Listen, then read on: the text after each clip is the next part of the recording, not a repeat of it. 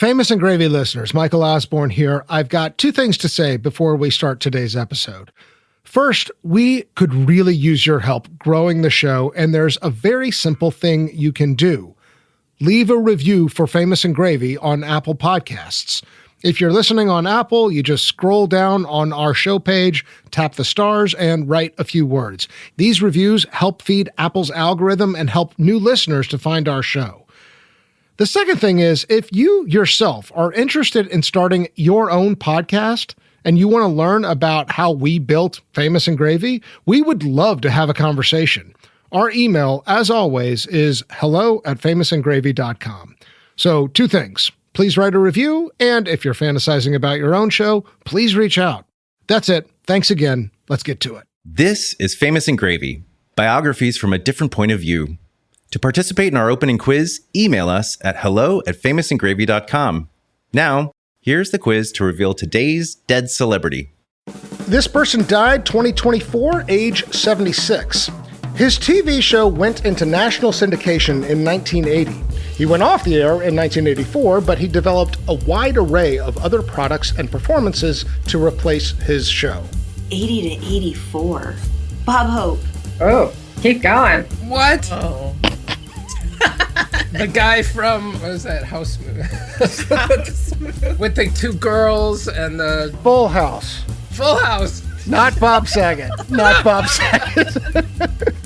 He described himself to the Denver Post as a loner with few friends whose main company consisted of pet dalmatians and live-in maids. That's kind of a weird combination. People are getting this one. I'm not getting it. Oh my goodness. Who wrote Salinger?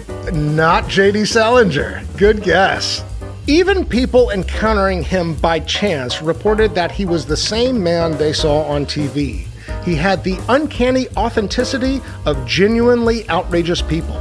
Alan Funt. That's just outrageous. Jerry Springer. Not Jerry Springer. Good guess. We actually did a Jerry Springer episode recently, but that's a good guess. People magazine once called him, quote, a hyperkinetic elf in an emerald green tracksuit and the clown prince of fitness.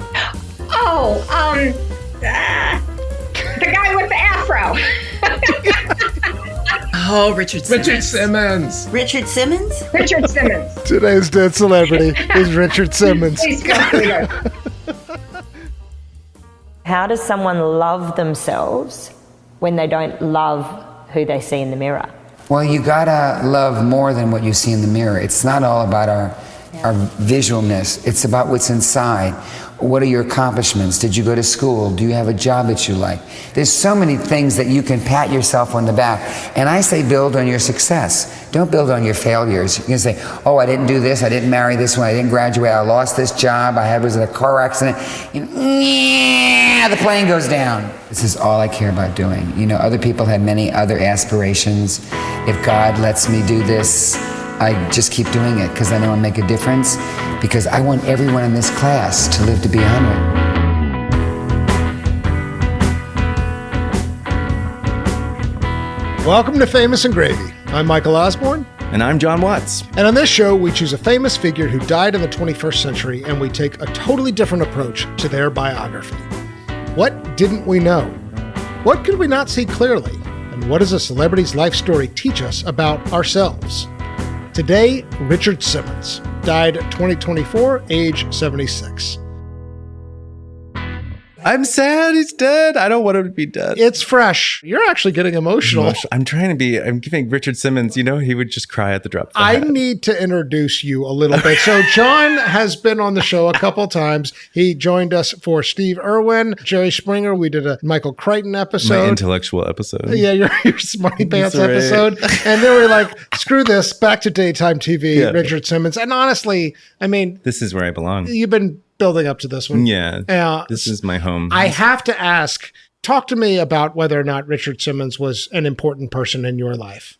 Oh my gosh. Okay. So if you were a fat kid in the 80s. How fat were you? I was pretty fat. I was a fat kid. Really? I was rocking those husky jeans from Sears. Okay. You're not fat now. No, I'm not fat now because of Richard Simmons. No, I'm just kidding. Well, that is kind of the question. I mean, did he play a role? He put me on a diet at, I think, 12 years old. Then I found out about the videotapes.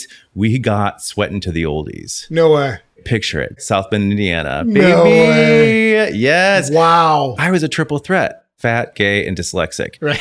I had it all going on. So I feel like that I'm uniquely positioned to be here today. Lots to talk about in there and in here.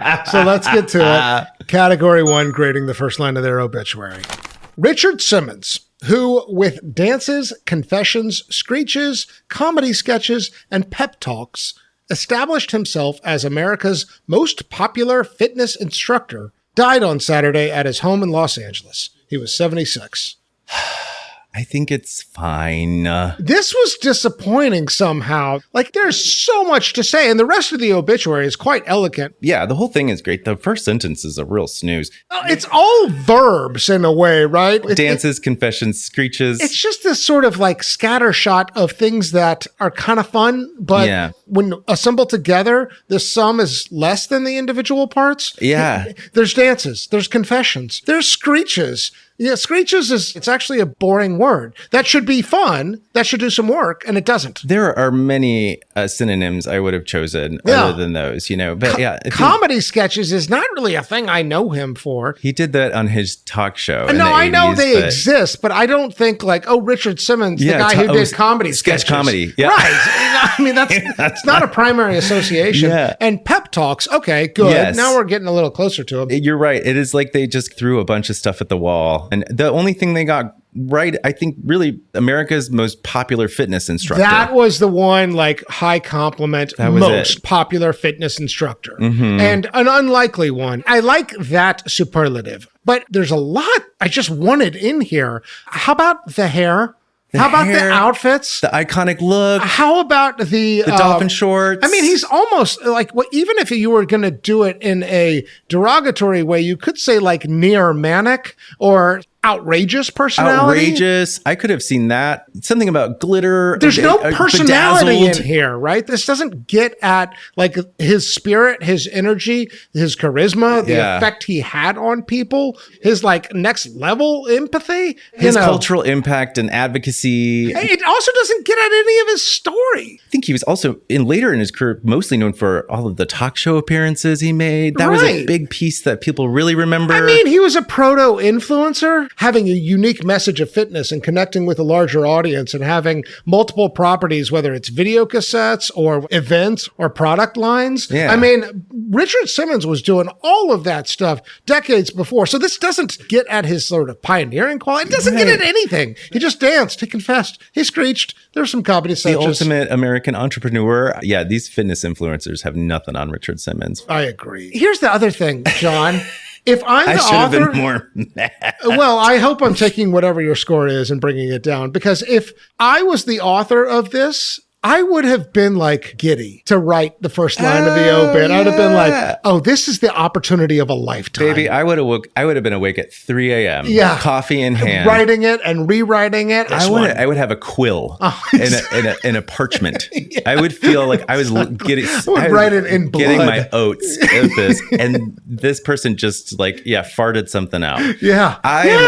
It's not very good, is it? No, it's not good. I think the best part was America's most popular fitness instructor. The more I look at it, it's almost like a petering out to a superlative. They're sort of like, oh, and I guess he was the most popular fitness. So maybe this person was really having a bad day. I've got my score. Do you want me to go first? Yeah, you go first. I'm giving this a 3. I gave it a 4. Okay. This needs to be low, man. They could have done better. They should have done better. This should have been one of the best sentences America has ever experienced. They've given way better sentences to those less deserving, I think. Exactly. We're joking about it, but he is such a singular figure. Yeah. You'll never get the chance to write a line like this again. Swing and a miss, man. 3 and a 4. Let's move on. Category 2, 5 things I love about you. Here, John and I will develop a list of 5 things that offer a different angle on who this person was and how they lived. I would love for you to kick us off. What do you have for thing number 1? I have body positivity forerunner, with a little question mark. Why the question mark? I have a little ellipses question mark because it was the 80s. He apparently had an ellipses thing, didn't he? He loved ellipses. Yeah, I guess he was he loved punctuation, that one. Yeah. Maybe describe the thing and then tell me why the question mark. Okay, so unlike other sort of, workout tapes featuring like models, dancers, beautiful people, actresses, chiseled and Suzanne Summers, shapely. He showcased everyday people in Sweat Into the Oldies videos. Yes. They were the people who would come to his fitness studio, Slimmins. They were visibly overweight people in the front row. Yeah. Like, it wasn't like he was putting them in the back row. They were in the front row dancing next to him. This is absolutely vanguard for that time period. It's still not done that much, right? I mean, he had a connection with people who had issues around eating. We'll get into that more as we go. Absolutely. But I mean, and this was his community, but that's who he was there to represent. Yeah. And put on camera. I mean, that's your point. Yeah. I would say like the majority of the people were just, normal people. Mostly women, mostly women, larger bodies. It's like general. sprinkle a dude in there, like a token man. A token dude. And and that makes it feel more welcoming to people who want to explore fitness. Also, you're doing it at home on this VHS and you see yourself in that video. And as most of us know now in the year of our Lord 2025, visibility matters. I'm trying to understand your question mark. I think the other thing about this time period, fitness was still so new. And so it felt very sort of exclusive and aspirational. And he made everyone's participation visible. Like democratized fitness in a way. It's not just an LA thing. Exercise is good for everybody in America, older people, younger people, disabled people even. Yeah. And I think he said, you don't even need leg warmers and a tight butt to come in here. Forget the leotard, just get on the floor and dance. But the reason I have this question mark is, was he really a proponent of body positivity? Because there was still that sort of tough love about Richard Simmons with people who of a size. He was very much like, no, you got to change. Americans are sweating over a lot of things right now, but not their workouts. Look, you can sit around all day long and go on and off those flavor of the month diets, but you will never succeed in your goals to feeling better until you find an exercise program you can fall in love with. What is interesting is that it's not just representation, it's also visibility. When you are marginalized, and I think this is true to this day with the kind of judgment we bring to how we look at people in the most literal way, some people don't get seen. He's seeing them, right? And there's love, and you see him expressing love through visibility. Great number one. Okay. Let me give you my number two. Please do. I wrote From Waiter to Weightlifter. So this book, his memoir, Still Hungry After All These Years, which... the picture of him on the cover is the buzz. It's him he's nibbling a fork. He's nibbling a fork. It's this glamour shot. It's amazing. If you haven't seen this, please immediately search for it. I died. Yeah, it is good. So this has been sitting on my bedside table, and I've been a little bit like, oh God, okay, I've got to read this. This book is awesome. This book, fantastic. And it goes right to my thing number two. I did not know the backstory. First of all, he grew up with, I don't know what you call it in terms of the language of eating disorders, but there are problematic, if not pathological patterns that emerge at a very young age. He was very heavy growing up. He was raised in a household where food was love and other forms of love were kind of absent. His dad's a real problematic. His dad's kind of an interesting figure because he's strict, and his dad and mom had been in show business, but his dad hid that history from him, and he was a stay-at-home dad in the 50s, which was kind of unusual. They're in New Orleans. Anyway, in high school, becomes friends with a bunch of different girls. Some of them introduce him to diet pills at one point. Later, he's out of high school. Somebody shows him sort of the mechanics of bulimia. He at one point is almost 300 pounds. Yeah. He loses 125 pounds in 2 months. Yeah, starves himself. At one point, fully starves himself, lettuce and water. Dangerously starves himself, winds up in the hospital at some point. So He does have a relationship with food that, even as he gets fit, comes with a tremendous amount of rules and structure. It's fraught Right. throughout his life. Right. His relationship with food. So as you're reading the book, you're like, when is the moment where Richard Simmons becomes Richard Simmons? And it's not actually all that clear to me where the personality emerges from. I think he was sort of born mischievous and flirtatious and a little bit gregarious, but he's also bullied for most of his youth. He does a trip abroad in Italy. That's where he was starving himself, works as an artist for a little while, winds up in New York, and then starts waiting tables. And then he's a great waiter. Like he's one of those waiters. Well, this is my thing number 2, from waiter to weightlifter. Being a waiter is where the personality of Richard Simmons seems to come out. Yeah. He is charming the tables. He becomes the guy that they go to the restaurant to see, like, you got to get a load of this waiter. While he's in New York, he meets somebody who says, you know what, you've got a lot of personality. I'd like to hire you. And he goes into makeup sales. And then he's traveling all over the place, travels to LA, calls the company and says, I got to quit. I'm moving to LA. This is where I want to be. Ends up waiting tables at this marquee restaurant in Beverly Hills. And that's where it all happens. He starts to become this waiter that everybody wants to know about. Yeah. He takes an interest in exercise there. He goes to this gym that is very kind of body affirming, where it's a lot more, he finds an exercise regimen that he likes. They kick him out of there because he's a man. Mm-hmm. And then he winds up saying, you know what, I'm going to start my own gym. Yeah. I love that the Richard Simmons we know all began in the food service industry. Yeah. Right? But that's such a great fantasy for waiters. Oh, God. And waitresses. Yeah, please, in LA. Right? Yeah, come on. exactly. All of a sudden, just rocketed into stardom. I mean, he talks about this in an interview where he was, at 8 years old, was selling pralines in the French Quarter. Yeah. And he found out that if he was funny, they would buy more pralines. And this is 8 years old. Yeah. And that was a thread he carried through. It has a little bit of anybody could be famous. Anybody might find their thing. Yeah. There's no shortage of waiters and waitresses out there who feel like I'm destined for something more. I get a reaction from people when I have a chance to interact with them one-on-one. Where can I take this? You know, what can I do with me? I mean, it's a dream. I wonder too if it's just sometimes I think we're preparing for something we don't even know we're meant to do. Very well said. Maybe he always wanted to be famous, but that he didn't realize that all of this food work that he was doing was going to prepare him to do something else. I don't know that he always wanted to be famous. I am convinced he always craved attention. Yes. Because I do think that his upbringing speaks to a lack of a certain kind of attention. Right. That created a deficit, and it was a hole that he was not able to fill for the majority of his life. It's a big defense mechanism. It looks like it. Yeah. All right, so that's my thing number 2. What do you got for number 3? Okay. Number 3, America's Sweetheart, Nobody's Straight Answer.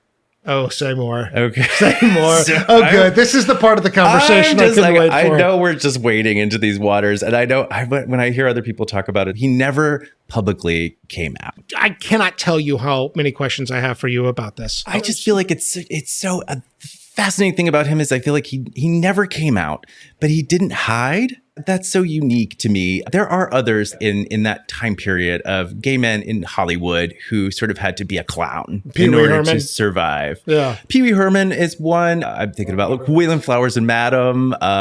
You are talking already as if we know he's gay. No, I'm not saying that. Because do we know he's gay, John? We don't know. We actually don't know. We don't know if he's gay. Like, there is a possibility that all the signs, the flamboyance, the love of Barbara Streisand, the selling of makeup, bedazzled tank tops, high the leotards, heartfelt affirmations, bursting into song mid-sentence. She seems so sweet, the lips, the geritonics and everything, the hair. And I said, I didn't think she was going to be this tough, you know. Well, she's a journalist. Oh, is she? Oh, okay, that was why. Okay, because she comes with this little sweet look. And then, Cruella de Vil, Cruella de Vil. I'm not Cruella. I'm just kidding. All of these things that are honestly stereotypes aren't these stereotypes? I do all those things too, but but you are gay. know. And we know that. So there's stereotypes for a reason. Well, I guess this is why I wanted to talk about it. Yeah. Okay, so finish on why this is a thing you love, and then let me ask my questions. So I just think he existed on national television as exactly himself in a way. He's emotional, but fabulous, affectionate with men. He's flirtatious. Oh, he's fully flirting with like news anchors on Fox News. I like saw that fully one. crawling across tables, like seducing them. Good behavior, responsible behavior. Make yourself I'm fitter. just finding it so hard to talk to you because I want to climb on this desk so bad and just Well, I get wish closer. you wouldn't. Just get closer. I wish you wouldn't. I wish. Just a minute. But I want you to sit down. I enjoy you too. Okay. Please. I'm sorry, everybody.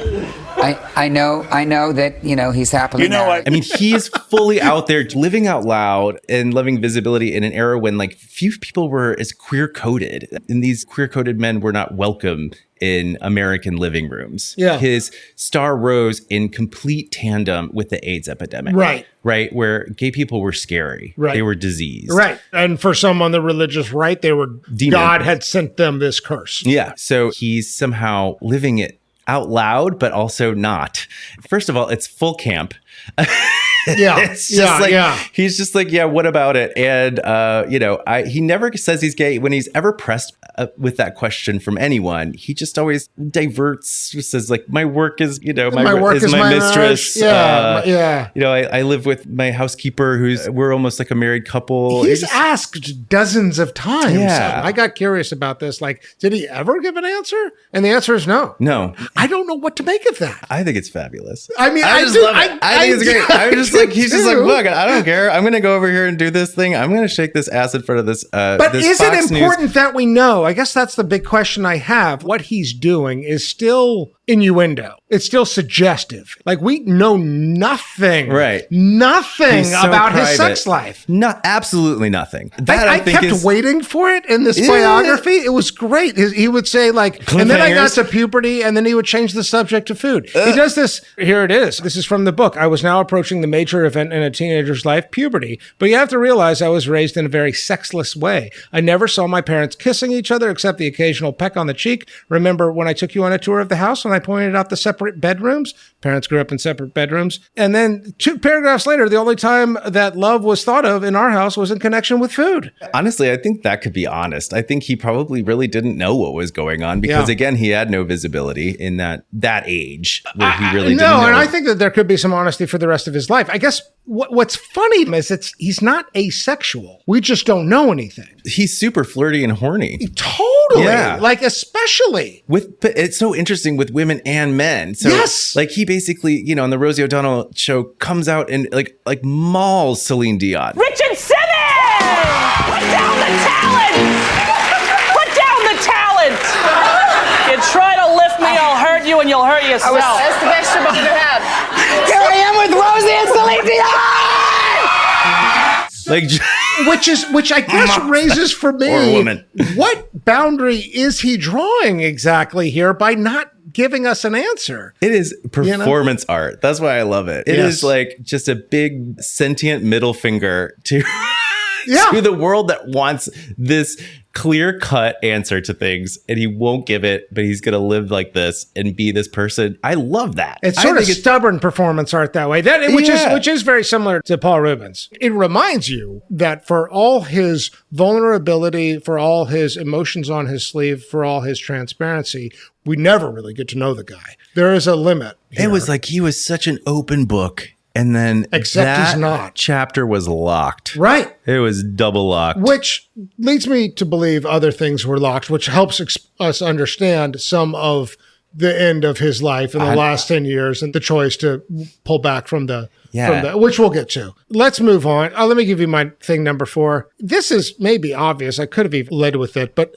I wrote Self-Love Preacher. Okay. And it relates a little bit to your body positivity forerunner. Yeah. I think he's after a deeper thing. Every time he's asked about what advice do you have for us, Richard, the first thing he says is love yourself. That is so much harder to do than it sounds like. And I do think that he's not saying love your body. I think he's saying love your soul. I think that a lot of his persona persona is way more like a preacher than it is like a scientist. You know, he's not a trained expert really in any way, shape, or form. He has no certifications. Yeah. Zero qualifications to actually be doing what he's doing professionally. Mm-hmm. In the 70s, you don't think you need it. And he is a kind of cult of personality, a guru in a way. Yeah. But I had a friend say, you know, self-love is not fried chicken and masturbation. Self-love is doing things that make you proud of you. I can't imagine masturbating after I eat fried chicken. It's not in that order. Gross. I'd be like, ugh. I'd be like, we're not doing anything sexual for the next 2 days after I ate this fried chicken. So I think I know something I've had to learn the hard way is what does self-love really mean? And what it ultimately is about, to me, is demonstrating lovable behavior. It's me being of service. It's me showing up for other people. It's me reciprocating in relationships. It's me doing things that I don't want to do often that are really uncomfortable. And his message does go beyond vanity. While he is maybe encouraging people who are in his exercise class and his audience to have a body type that's more conforming to some generic standard, I actually think he's more interested in helping people understand how to relate themselves with self-compassion and demonstrate lovable things to themselves. Yeah, I think his ilk is very much the I have self-esteem because I do esteemable things. Exactly.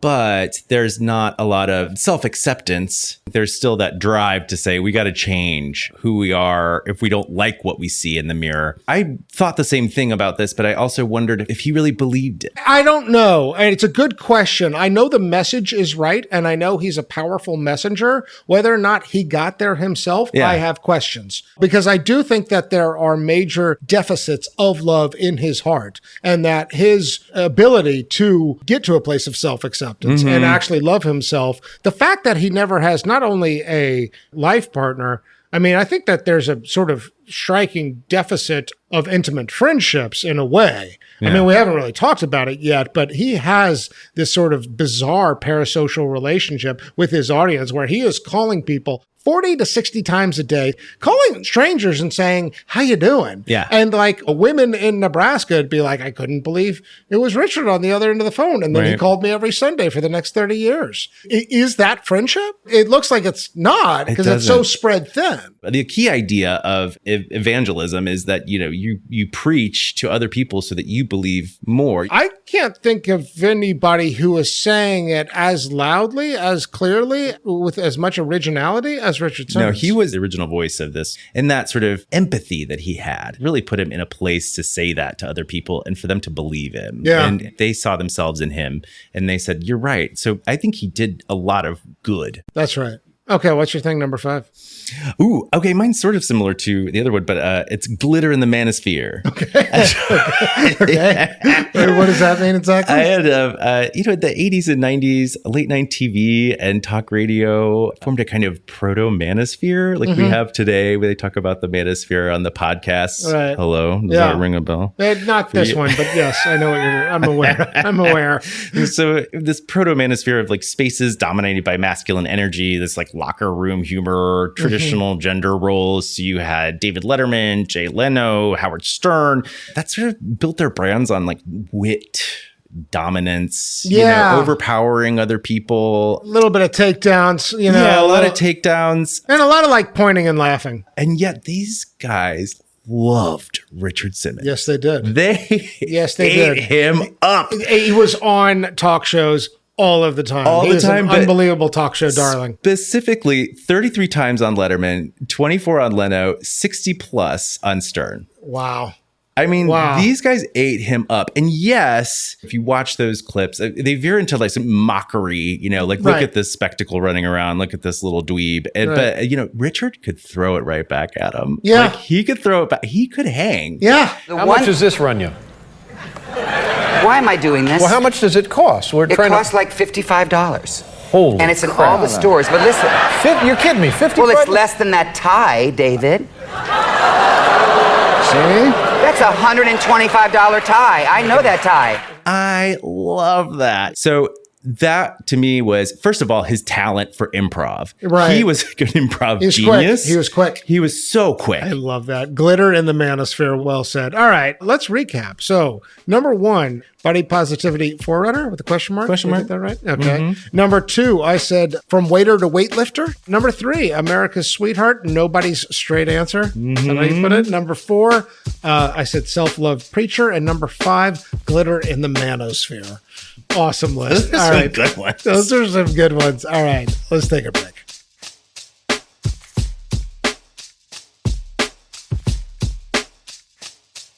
Okay, category 3, one love. In this category, we each choose one word or phrase that characterizes this person's loving relationships. First, we will review what we know about the marriages and the kids. Bless. That was easy. Nothing. Bless. No marriages. Teresa, we should mention Teresa. Yeah, Teresa. The maid his who, maid. in the podcast, she was accused of being a witch, which was probably not okay. She's not a witch. And doesn't keeping sound him like. prisoner in the house. Yeah, and that maybe was- working some black magic. Yeah. And actually, no, just sounds like they were close. And it sounds platonic. From what I can tell, everything is platonic. After he died, she did an interview and said, yeah, we were basically husband and wife, but not sexual. Right. Yeah. We already talked a little bit about dad, and he's got a brother who is close to an older brother who's like Mr. Perfect, grew up in New Orleans. He loved his mom. Loved his mom. My Yeah. God, are you kidding me? The last 20 pages of the memoir are the mom's funeral. It's like It was right he when she spends died, all yeah. this time yada yadaing all the interesting parts of like yada yada. They asked me to write a book, and Oh then my God, how's that and then I got self-love through going for puberty, you? right? But then when mom dies, oh my God, Richard, get to the point. Anyway, I'm dying to know what do you got here. I put 0 calorie. Oh, that got me, man. That's really good.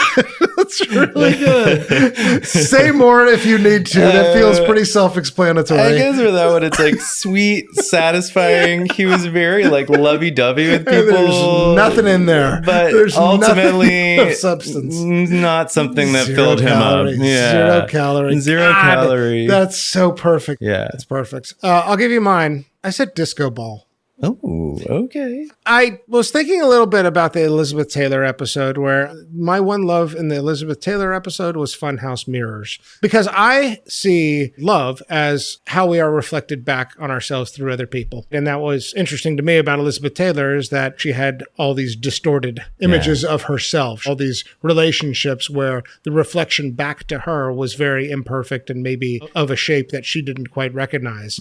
I went disco ball with Richard Simmons because there's an infinite number of little mirrors, all pointing outward, all trying to shine its beautiful light all over America. And I'm not sure there's anything being reflected back in. Yeah. It's glamorous, it's theatrical, but more than that, it's not clear what's inside. All of the light is turned outward in 1,000 directions, and I'm not sure what love is ever reflected back, except maybe the last 10 years.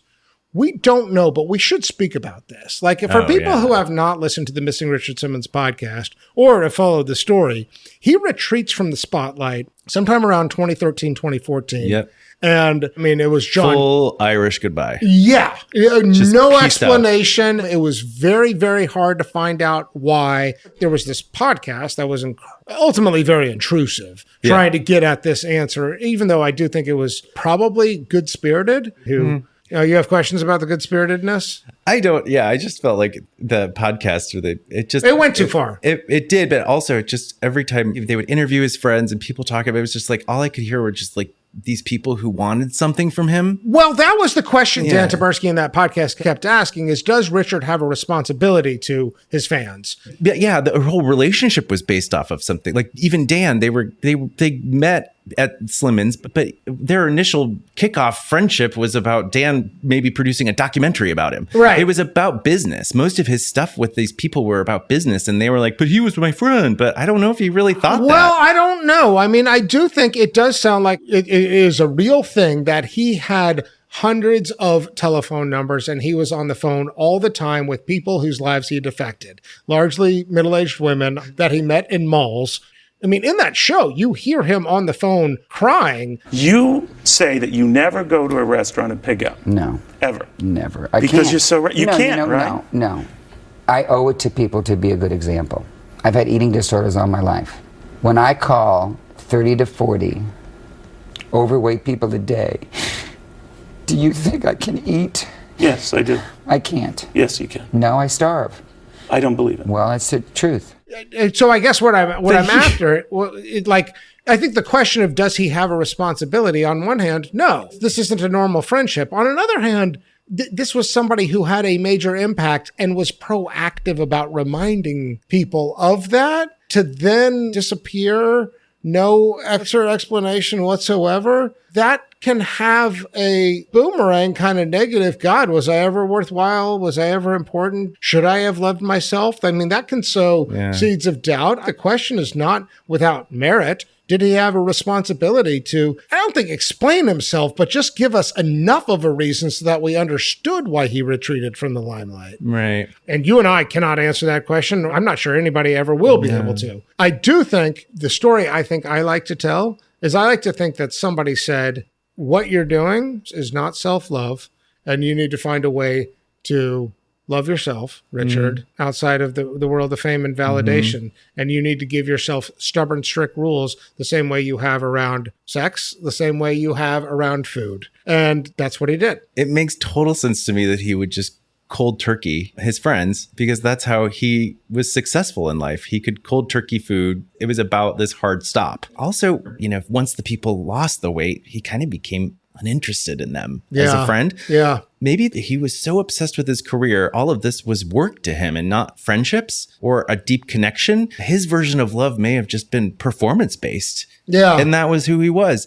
It was big, bold. You'd get this sort of full experience and feel like you're being chosen and you were getting his affection. But when the lights went down, it wasn't the same for him. Well, and how many disco balls do you see these days, John? The metaphor point was that it's all out it's there. It's many, shining light without direction. Yeah. And it's shining light back in an infinite number of places in all directions, but is maybe ultimately hollow inside. Hollow inside, and each mirror can only give so much. Yeah. Yeah. So he's spread thin. Exactly. Yeah. Exactly. I think that's a beautiful metaphor. Hollow inside is sad.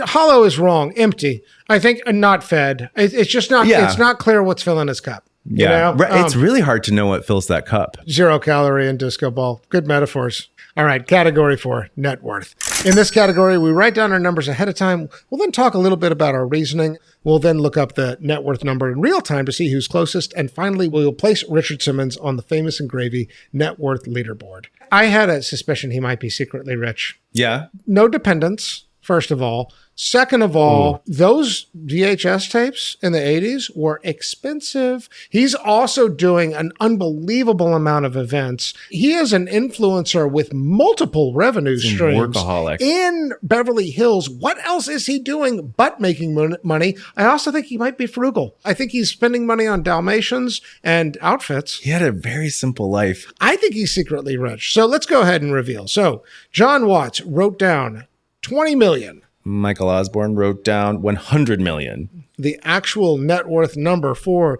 Richard Simmons, 20 million. No You got it right. Are you kidding me? I never get it right.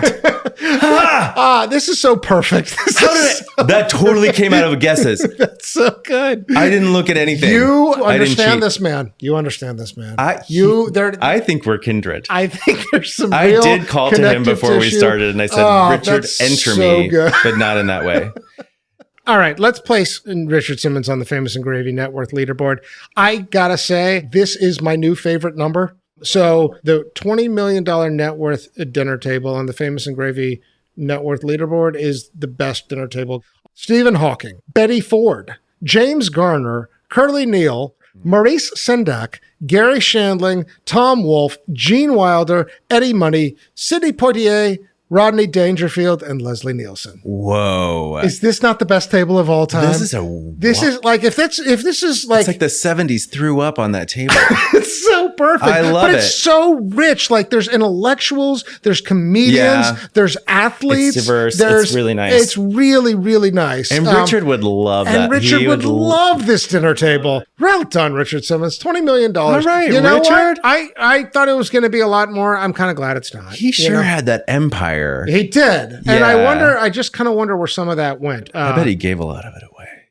Okay, category 5, Little Lebowski Urban Achievers. They're the Little Lebowski Urban Achievers. Yeah, the Achievers. Yes, and proud we are of all of them. In this category, we each choose a trophy, an award, a cameo, an impersonation, or some other form of a hat tip that shows a different side of this person. What do you got? I had a hard time with this one. You had one. Okay. I did. I had a hard time with this one, but he does make this a really amazing appearance on Whose Line Is It Anyway? I saw this. I didn't actually watch the clip. Is it great? I just loved it. Really? Okay. The best part is it's just like pure gold. So he's just so fully committed to the bit. There's this sketch where the premise of the scene was that he couldn't speak.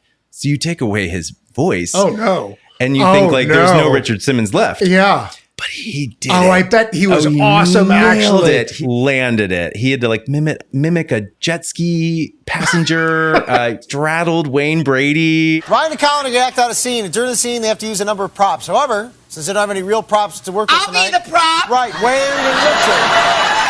Wayne and Richard Simmons are going to stand and become the props. I'll be all the props for these men. Man, if I had a nickel for every time I heard that, huh? It was just like zero inhibitions. He was a master improvisist, and he got to like really show his chops on That's that a good show. venue for him. Yeah. Actually, now that the Like- more I think about it, because it's very sort of silly but wholesome, but also, I mean, a little adult, you know, Yeah. but not R-rated. Yeah, he could get like all up in their faces, and you know, if you just, But he's so physical too, obviously. It's so physical. So, I mean, he obviously was a very physical person. I lost it. The audience loses it. The cast loses it. I can't wait to see They can't this. stop laughing. He's sort of like Robin Williams in a way. Right. They just let him go. Right. But when they put him on this floor Light with these, fuse and get away. yeah, it was like this was they tested his mettle on Yeah. this improv show, and he blew them away. And I just thought that was so cool. It does make you wonder about an alternative life for him. Mhm. Like he probably could have done comedy. Oh, In yeah. fact, that kind of segues into mine.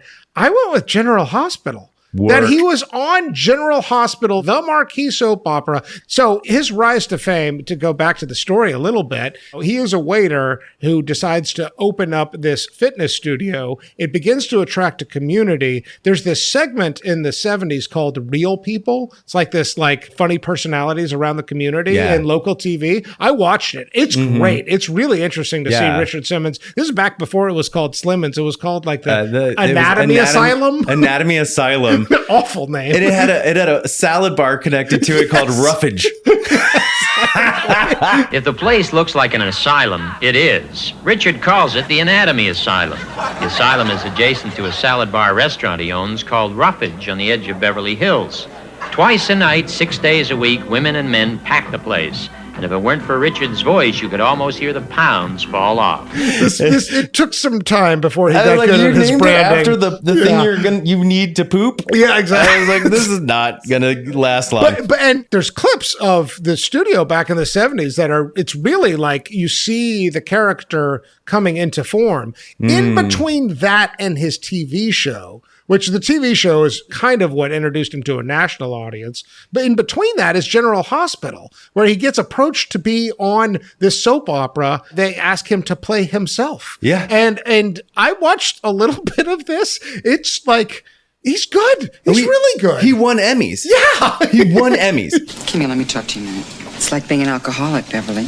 I mean, you know, one drink leads to another drink, and one of these candy bars leads to another candy bar, and then you stop trying forever. Go back to the doctor, the one that said you could come to this class. Tell him that I think you have about 30 pounds to lose. Now, he's going to give you a good food program, and I'm going to help you do it. I'm on your side. Is that a deal?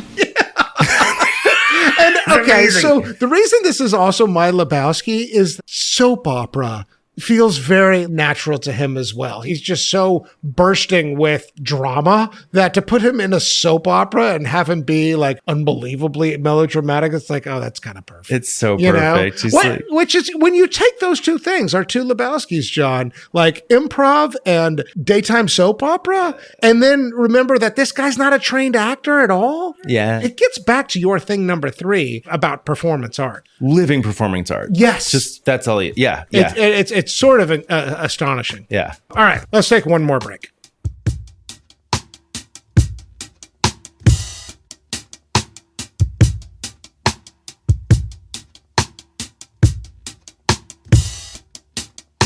All right, category 6, words to live by. In this category, we each choose a quote. These are either words that came out of this person's mouth or was said about them.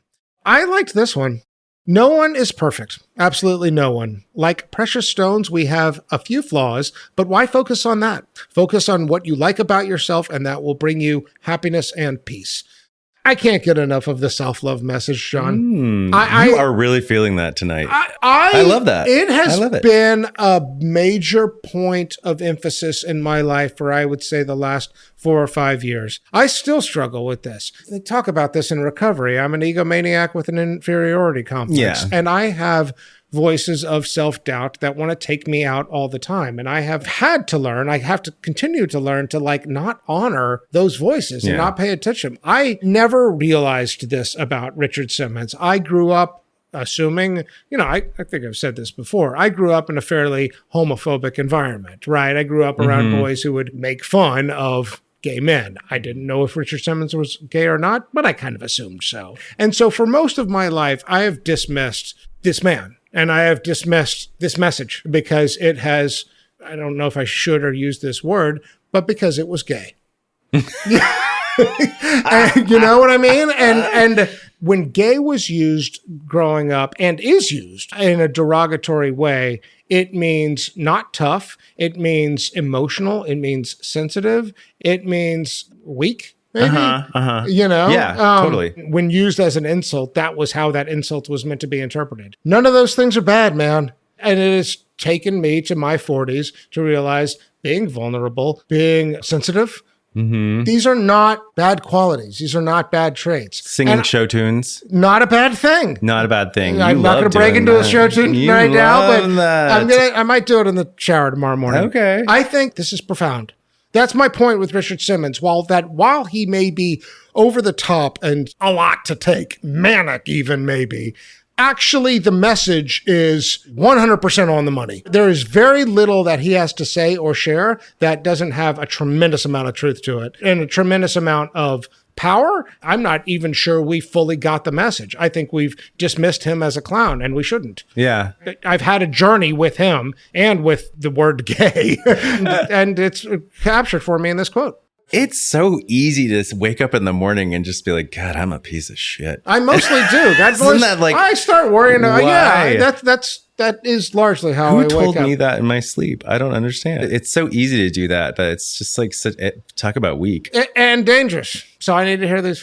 So yeah, it's a gay quote. Michael, you are beautiful. Thanks, you are man. loved. So what'd you have for words to live by? Okay, this was from an interview he did on The Big Idea on CNBC. So everything started from my stage. I built my own stage. I was afraid to be on Broadway. I was afraid to do theater. But I thought, hey, I'll get a space. I'll put in a hard floor. I'll play great music, and people who are overweight and out of shape, I'll tell them my story. That was his seed. Being, we talked about, could he have been an actor full time? Could he have gone into theater? He looks like he thought about that. Yeah. But he was too afraid to. But somehow he had the courage to just sort of build a theater around him. Build his own stage. And that to me is so baffling because I feel like I would lean more toward I need to fit into someone else's standard and go with that pack. But that's just the way my brain works, and it just was so insightful for me to hear. In other words, you need to walk onto somebody else's stage. Right. And I feel like that's what I sort of find myself leaning in that direction. But he said, no, I don't want to go that way. That's actually too scary. I think I could just kind of do it my way. And that seems safer. Mm-hmm. But also maybe it's just an interesting sliver of his brain, how he thought he was meant for performance. He's such an interesting intersection of things. It is a deep desire for attention. And maybe that was his version of love that fueled him. And then also his experience with weight that seemed to haunt him even late in life. Yeah. He would talk about how he was still really struggled to eat after talking to all these people about weight all day. Nibbling on a fork on the cover of his memoir written in the year 2000. He was still hungry after all these years. Haunted by that intersection was the perfect storm for Richard Simmons in that way. And that's where he built the stage and was, America's favorite fitness instructor. Yeah. That's a fascinating route to fame. Next category, this is going to be a complicated one. Man in the mirror. This category asks a fairly simple question. Did this person like their reflection, yes or no? This is not about beauty, but rather a question of self-confidence versus self-judgment. This whole conversation has been about self-love. Yeah. And I think we've laid the groundwork for this category, and I could not be more on the fence about how I would answer it. Part of the reason for me it's a coin toss is that if I had just tiniest sliver of evidence that after his retreat from the spotlight, he was able to say, I'm doing this because of self-love, and that's all I'm going to tell you, I would have been satisfied with that, John. Or if he said, I've just had enough of you and I won't be able to ever love myself because I'm famous, that would have told me something too. I don't know. I don't know how to answer this question. Yeah. Where did you land? Did you land somewhere? I landed in, I don't think he liked his reflection. It's kind of where I'm leaning. Yeah. I do think he really struggled.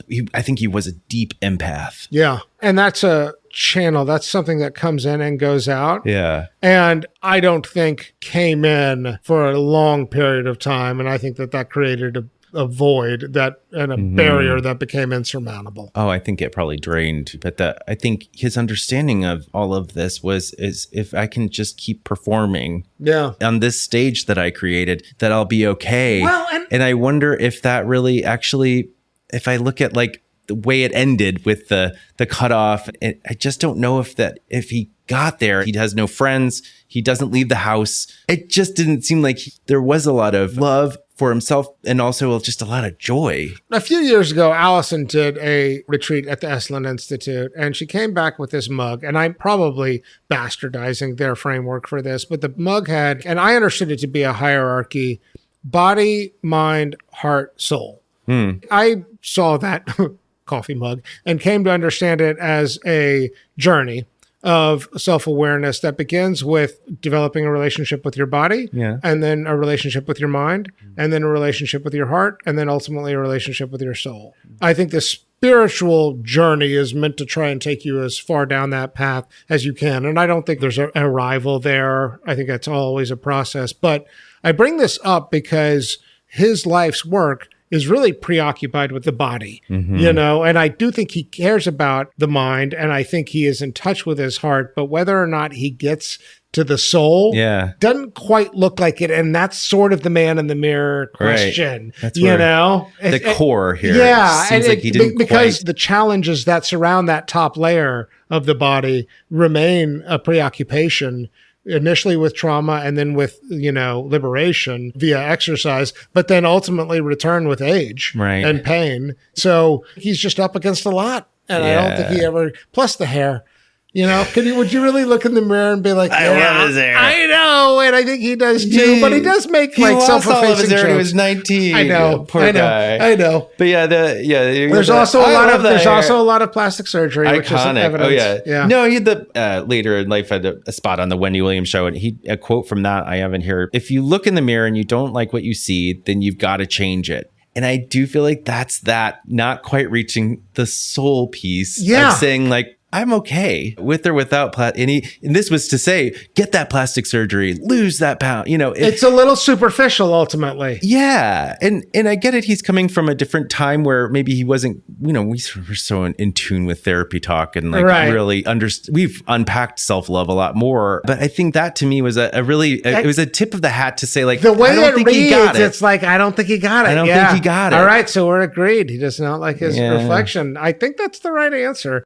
All right, category 8, cocktail, coffee, or cannabis. This is where we ask, which one would we most want to do with our dead celebrity? I'll just tell you what I had. Please do. I went marijuana, but I went indica dominant. I heard about something called Granddaddy Purple.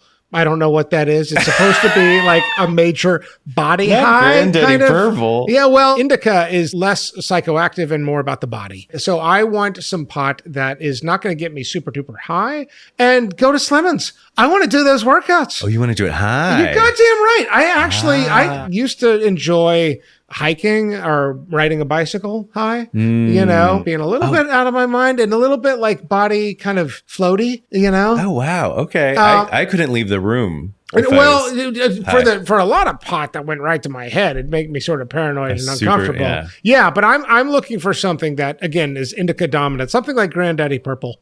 Grand Tiny Purple. That's what they call it. All right. That was my name in prison. And so I want to eat a gummy, and I want to work out. I kind of want to be badgered by Richard Simmons. I want him yelling at me, get it up there. I want to see 25 of these, 10, 10, and 5. Stop complaining. You've got to go home with this body, not me. Now let's do them. Give me 10. N. Hell yeah. And I have no questions here. I don't need a conversation with Richard Simmons to try and get at a deeper truth, because I'm not sure I would trust whatever he has to say. Right. Yeah, you either really want to know, or you're kind of like, I'm at peace with this, and I'd rather just have fun with Richard Simmons. I'm good with the cliffhanger ending. Yeah. I'm good with it, like we never get to know. It's the last episode of The Sopranos. Yeah. So what'd you have? Oh, I had a cocktail. Okay. There's a really great clip on YouTube of him. He didn't think the cameras were rolling. It wasn't. Really? A hot mic moment? It was a hot mic and he is sitting back with this reporter, and he's just spilling the tea and talking shit with this reporter about this other person and all this drama. I can't believe I didn't see this. Oh, it's fantastic. And did you see something in that you had not seen anywhere else? Yeah. Well, I realized through this that he was a great shit talker. I love it. I know. I want to sit down, and his house was apparently very beige. He was definitely like it wasn't wacky and wild. He was just kind of bitchy and chill. And he was honest and hilarious still, but also just kind of it'd be just like two gay guys gossiping on his beige sofa in his house. I'm going to go with, since it's beige, we're going with like a clear liquid. Also, I assume a vodka drink of some sort. I'm going with actually Chardonnay. I know it's not clear, but but it's not going to stain. You're right. Yeah. Oh, I'm going to go. He's white Zinfandel. Yeah. All the way, baby. Yeah. A spritzer. Yeah. So we're going to do some spritzers. I love it. Yeah, and we're going to sit there and we're going to talk some shit. We're gonna let him have it. Yeah. I want to know all of the good goss about like 80s, his celebrity people. He hated Ellen. I bet he sounds like he did not get on well with Jane Fonda. Suzanne Summers. Yeah. Oh, he didn't like any of these queens, and I want to hear about it. Yeah. I want it. I want all that good drama. And so he was a big shit talker, and I love that. Yeah. So yeah, that's beautiful. All right. Category 9, the Vanderbeek, named after James Vanderbeek, who famously said in Varsity Blues, I don't want your life. In that Varsity Blues scene, James makes a judgment that he does not want a certain kind of life based on just a few characteristics. So here, John and I will form a rebuttal to anyone skeptical of how Richard Simmons lived. I can think of 2 or 3 things that fall into the counter argument. Thing number 1, there is some real loneliness here. Mm-hmm. I don't know the nature of his friendships. I don't know what filled his cup. I don't know if he knows what fills his cup. Mm-mm. He's got Teresa, and I think that he's got Dalmatians, and I think that there are other people in his life, maybe hangers-on, maybe actual friends. There are certainly people who love him, but there's some loneliness here. I think if you're fueled by it, and I'm going out on a limb, but I think if you're fueled by a need for attention, it's just never going to end well. Yeah, and if he mastered the art of attracting attention, there's no question. So much so that when he removed himself, all this attention came upon him. You know? A really tough childhood, I think. As his second, yes, a traumatic upbringing. One that put him into position to have, in some ways, an at times adversarial relationship with his body, and that reared its ugly head. Yeah. And then I think maybe that kind of groundwork for the second point I was going to make is that while he comes to know and understand that self-love and self-forgiveness are essential, he seems to still struggle with those things kind of for forever. I think he makes progress. I wonder just how much progress he's able to make. I don't know. I could make the case the other way, and maybe that's a good transition into why you would want this life. I called him a self-love preacher. Yeah. I've been making the case throughout this episode that his message is one of the more important messages that exists out there, that he is at least working towards that as best he can for what looks like the vast majority of his adult life, to transmit that to people, which he does. It does feel like you have to have it at least somewhat. So that'd be my thing number 1 for why I would want this life. Yeah. Why would you want this life? I would love this life because it looked like a lot of fun. It did look like a lot of fun. It looked like a lot of fun to me. It looked like, I mean, I think he was having a blast. Being in the gym, yelling at people. Just having a blast. Getting up there, being flirtatious, being gregarious, being physical. Yeah. It looked like he just had like these really simple ideas. I'm going to just do a workout class where we just kind of move and dance. Yeah. It's not really like even working out. He had like at one point, like, I forget, 6 dogs. I mean, I think it was 9. 9. And was he it named 9? them all after characters in Gone with the Wind. Yes, come on. I love that. He had that get up. Like, I think there were so many fun things about him. Okay, so if we're assembling the argument for why you would want this life, and I say self-love is an important message, and you say it's a fun life, are these separate things? I'm not sure they are. I think that him choosing to have fun the way he did is actually self-love. Yeah. Right? But I do think that there's like no question, there's darkness here. Yes. And then he shows us how he's managing that darkness. And the question is, are we persuaded by that? I think he is a wild onion.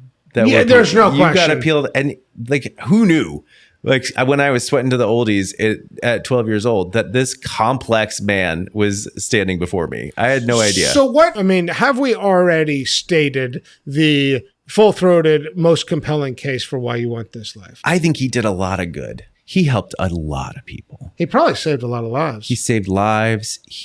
I mean that. You know, like he had a purpose. There is such a thing as pathological eating disorders, right? Whether it's overeating or undereating. And I think he taught us something about his battles with how he tried to have a different relationship with food and fitness. Yeah, he had radical honesty with these people, and he shared his message. Yeah. And brought people in, and they saw themselves in him, and he helped them. Okay, so those are the 2 reasons, and that's all I need. Number 1 is ambassador preacher for self-love and maybe wisdom around self-love. And number 2 is the service. I do think that is actually coming from ultimately an empathetic, selfless place in as much as it ever can. So with that, James Vanderbeek, I'm Richard Simmons, and you want my life.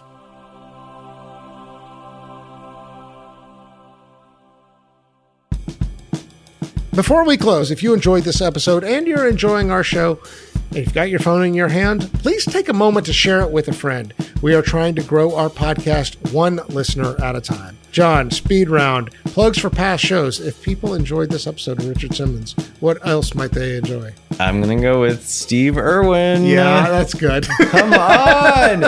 Your first appearance. Those 2 in a room together. Come on. God. Matching energies. Wow. They both had these sort of not acting fame. Yeah. Both had these sort of just like life passions. It's perfect. They're the same person, but one is spangled and the other one is khaki. Couldn't have put it any better. Episode 99, Crikey Inner Child, Steve Irwin. You know what? I'm going to go episode 11, Stilletto Comic, Joan Rivers. I think that there was more to her story than what we realized, and I just loved that episode. And if we're going to have a little grace and understanding and reimagining of a figure, she's a good place to start with. All right. Here is a little preview for the next episode of Famous and Gravy. He emerged as a leading male voice in support of the Me Too movement. I don't remember any man coming forward on the Me Too movement particularly, so. Honestly, I'd forgotten this one. I'd forgotten that. Yeah, all right. Famous and Gravy listeners, we love hearing from you. If you want to reach out with a comment, question, or to participate in our opening quiz, email us at hello@famousandgravy.com. In our show notes, we include all kinds of links, including to our website and our social channels. Famous and Gravy is created by Amit Kapoor and me, Michael Osborne. Thanks so much to John Watts for guest hosting. This episode was produced by Ali Arazola with production assistance from Jacob Weiss. Original music by Kevin Strang. Thanks. See you next time.